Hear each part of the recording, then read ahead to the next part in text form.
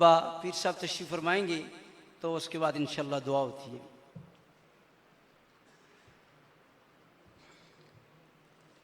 बिस्मिल्लाहिर्रहमानिर्रहीम। अस्सलातु वस्सलामु अलैका या सय्यदी या रसूल अल्लाह व अला आलिका व अस्हाबिका या सय्यदी या हबीब अल्लाह। पेशवाए अहले सुन्नत, मुफस्सिर कुरान, मुजाहिद अहले सुन्नत, ख़तीब आज़म, शाहबाज़ ख़ताबत, बतल हुर्रियत जनाब पीर मोहम्मद अफ़ज़ल क़ादरी साहब मदज़िल आली, हज़रात ज़ी वक़ार, आजकल हमारे नकीब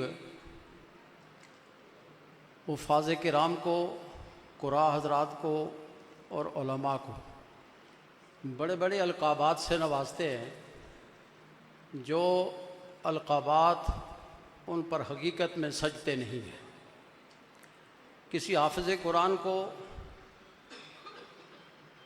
आलिम कह देना ये मुनासिब नहीं, किसी आम मुत्तकी आदमी को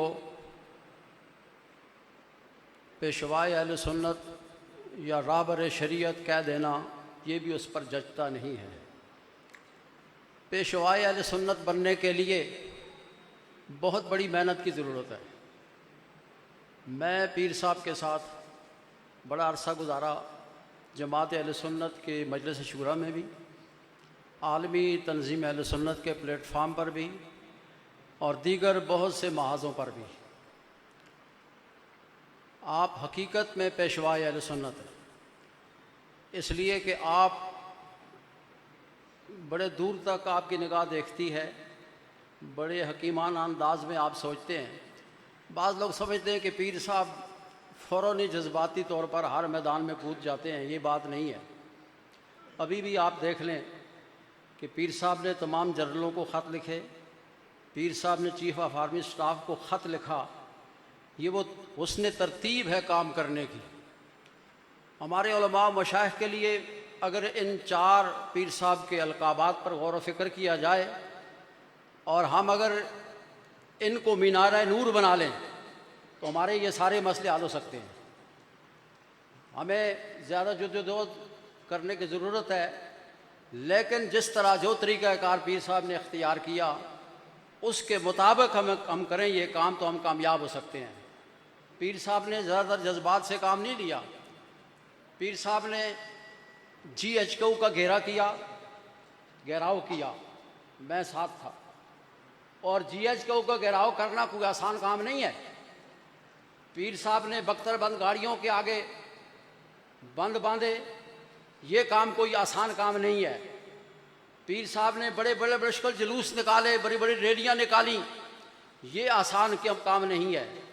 और बारहा आप कैदोबंद की सोबतें आपने बर्दाश्त की, मगर इसके बावजूद आपके अज़्म जलील को कोई चीज़ मुतज़लज़ल न कर सकी, इसलिए कि ये जज्बे किसी तजर्बे से भी हासिल होते हैं, लेकिन रब्बे कायनात जिसकी फितरत में ये बात डाल दे उसको ये जज्बा मिला करता है।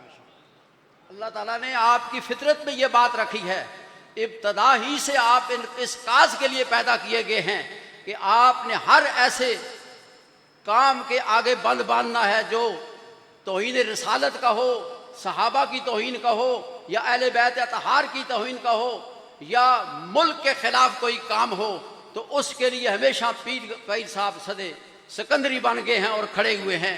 ये रब्बे कायनात ने आपकी फितरत में ये बात शामिल की है और हमें चाहिए कि हम इनके तरीक़ाकार को अपना कर इस जद्दोजहद को हम कामयाब कर सकते हैं। पीर साहब ने हमेशा मशावरत से काम लिया। उन मशावरतों में हम और अल्लामा अबुल हसनैन साहब पेश रहे हैं और हमें पता है कि पीर साहब सबसे पहले सब अहबाब के अपने दोस्त अहबाब से मशावरत करते हैं और उसके बाद फिर अगला कदम उठाते हैं। वो ये नहीं कि वैसे ही चलो जी जुलूस निकालते, ऐसे नहीं निकाले आपने।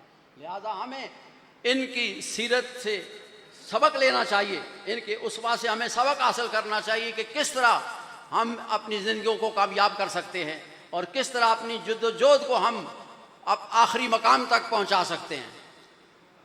मानसरा से हबीबुल मालिक साहब ने बड़ी अच्छी बातें की हैं, लेकिन मेरा उनसे एक सवाल है कि ये अल्लामा शफीकुर रहमान साहब ने खुद चल कर मानसेरा दीगर मकामात पर जा जाकर लोगों के दरवाजे पर दस्तक देकर आज की इस महफिल को कामयाब किया है।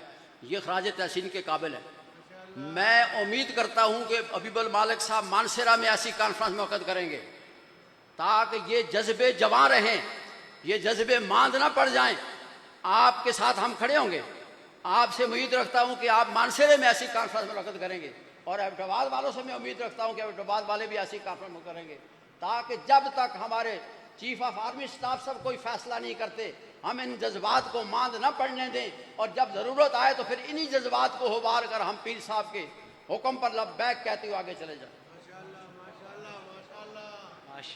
माशाअल्लाह, बहुत ही प्यारी गुफ्तगू फरमाई।